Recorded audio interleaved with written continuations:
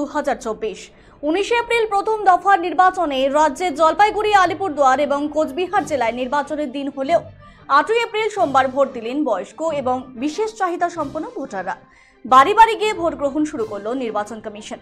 আগামী 19 এপ্রিল প্রথম দফায় জলপাইগুড়ি লোকসভা কেন্দ্রের নির্বাচন। তার আগে সোমবার থেকে জলপাইগুড়ি লোকসভা কেন্দ্রের বিভিন্ন এলাকায় শুরু হলো বাড়ি বাড়ি ভোট গ্রহণ।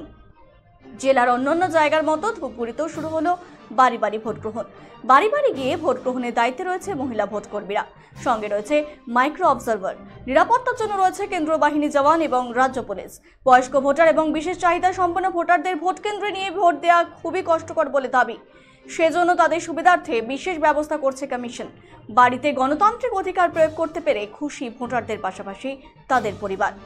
জলপাইগুড়ি কেন্দ্রে 2486 জন প্রবীণ, 1323 জন বিশেষভাবে সক্ষম এবং 305 জন জরুরি পরিষেবার সঙ্গে যুক্ত কর্মী রয়েছেন। সব মিলিয়ে মোট ভোটার 4114 জন। কোভিড পরিস্থিতিতে 2021 সালের 80 বছর ও তার ঊর্ধ্বের ভোটারদের জন্য এই পরিষেবা চালু করা হয়েছিল। এবার তা পরিবর্তন করে 85 বছর করা হয়েছে।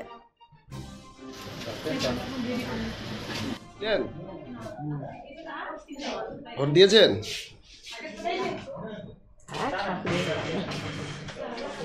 ভোট দিলেন কি আপনি?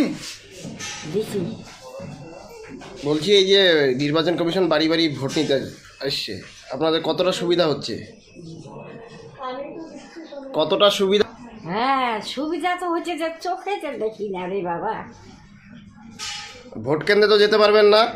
হ্যাঁ, বুথে যেতে পারলেন? কেমন লাগছে? এর আগে দিয়েছিলেন ভোট? বাড়ি থেকে দিয়েছেন? এর আগে বুথে গিয়ে দিয়েছিলেন? কতটা সুবিধা হলো আপনার ক্ষেত্রে? হ্যাঁ,